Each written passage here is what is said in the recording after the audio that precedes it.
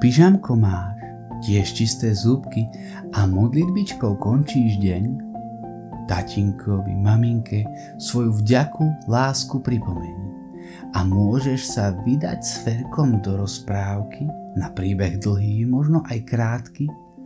Keď laškáš si a zavrieš svoje očká, môže začať rozprávočka.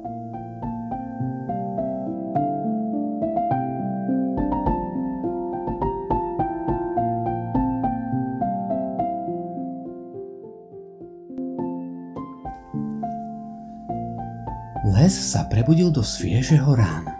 Lístočky na stromoch hrali zlatistými farbami. Zem bola zrazu vlhšia, tmavšia a vzduchom sa šírila vôňa dozrievajúceho hrozna. Ja viem, čo sa deje, zvolala Sikorka. Prišla jeseň, už je tu. Aj veverička sa potešila. Hurá, jeseň! Vezmeme košíky a pôjdeme na huby. Sikorka vzlietla a od radosti skríkla. Les bude čo chvíľa celý farebný. Zajko sa tiež ozval. Poprechádzame sa po šuchotavom lístí. Ježko si však smutne zúfal. Kiež by tá jeseň vôbec nebola. Prečo ju nemal rád? Čo sa mu na nej tak nepáčilo? Určite by sa jej potešil, keby mohol zažiť radostnú jeseň s kamarátmi i on. No Ježkovi sa blížil čas zimného spánku a tie najchladnejšie mesiace musel stráviť o samote. Veľmi sa mu cnelo, už teraz mu chýbali dlhé letné večery, dni plné radosti. Nič z tej krásy neuvidí, ani oranžové tekvičky, ani žlté egreše, a kto vie čo ešte. Iste by bol šťastný, keby zostal bdieť. Vstáva Ježko, hore sa, jeseň prišla do lesa. Zabudni na tvrdý spánok, ponor sa do radovánok, zbieraj huby, vnímaj vône, brúsi zúbky na marhule, veď do zimy času dosť kamarátom pre radosť. Posteľ ešte chvíľu počká. Ježko sa rozhodol, že tento rok predsa len uvidí padať kaštany a zahrá sa s kamarátmi v lístí. Preto sa vybral hlbšie do lesa. Aha, veverička, tá si práve čupla pod bazový ker a labkou hlbila dieru. Ježko k nej podišiel a zvedavo sa spýtal. Čo robíš? A ona na to. Skrývam si do zeme žaludie a oriešky, robím si zásoby na zimu. Pomôžem ti, pohotovo odvetil Ježko. No len čo začal hrabať, premohla ho únava. A bol by pritom načisto zaspal, keď tu zrazu bum! Spadol do jamy.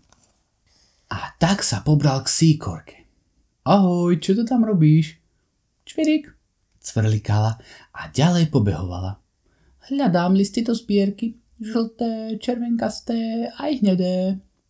Rád ti pomôžem, zvolal Ježko. Som pripravený, spočítam ich hneď ako ich zozbieraš. Začal nahlas rátať.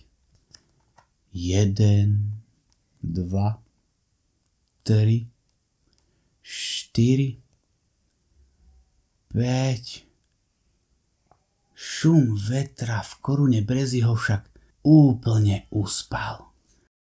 Vstál a trochu pobehol, aby sa prebudil. Hore na kopci stretol zajačika, ktorý sledoval husy, ako tiahnu na juh. A ja zamávam na rozlúčku, aha. Vráte sa o rok, kýval im Ježko. Keď krödel divých husí preletel ponad neho, ani sa nenazdal a oťaželi mu viečka. Razom zaspal a nahlas odfukoval. Kým takto driemal, skotúľal sa z kopca. Frnk, prnk. Videli ste Ježka? Kam sa podiel? Kričali zvieratka. Skotúľal sa z kopca a niet ho. Zrazu ho zbadala Sikorka. Aha, leží tam pod broskyňou. Ježko len nahlas horekoval. Som unavený, nevládzem už byť hore. Zajko ho chlácholil. Viem, že ťa to mrzí, ale teraz si potrebuješ oddychnúť a načerpať nové sily a keď sa na jar prebudíš zo zimného spánku, opäť sa budeme spolu hrať. V tom veverička dostala skvelý nápad a skríkla: Hej! No hneď sa zháčila a iba zašepkala: Pripravme Ježkovi oslavu. A zatiaľ, čo Ježko nahlas odfúkoval, jeho priatelia veselo chystali sviatočný stôl a na konáre vešali farebné ozdoby. Nechýbali sladké koláče, hrušky, jablčka, slivky či gaštany a hroznový nektár. Keď sa zvečerilo a zasvietil mesiačik, všetci hlasno zvolali: Prekvapenie! Čo je dnes za deň? Ježko sa udivene pozeral okolo seba. Je ten pravý deň na tvoju oslavu, zvolali zvieratka jednohlasne. Ježko sa čudoval, neveril vlastným očiam. Všade znela hudba a slávne žabie kvarteto vyhrávalo na gitaru, banjo, bubon i kontrabas. Síkorka zas všetkých srdečne vítala. Na našom rozlúčkovom večierku ste predsa nemohli chýbať. To teda bola krásna oslava.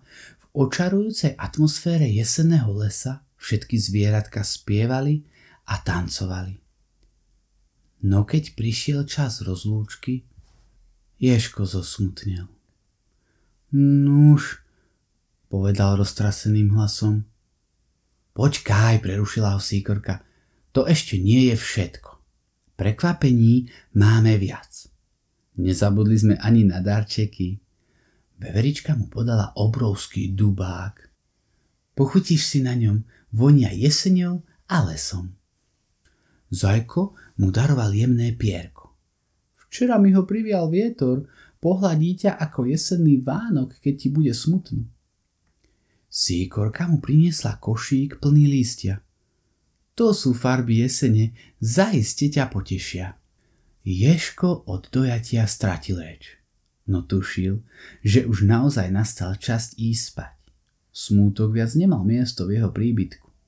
Objal priateľov, vedel, že sú na blízku. Keď mu noc v tichosti spočinula na viečkach a jeseň ho kolísala svojou uspávankou, myslel na krásnu rozlúčku s kamarátmi. Dobrú noc, na jar sa opäť stretneme.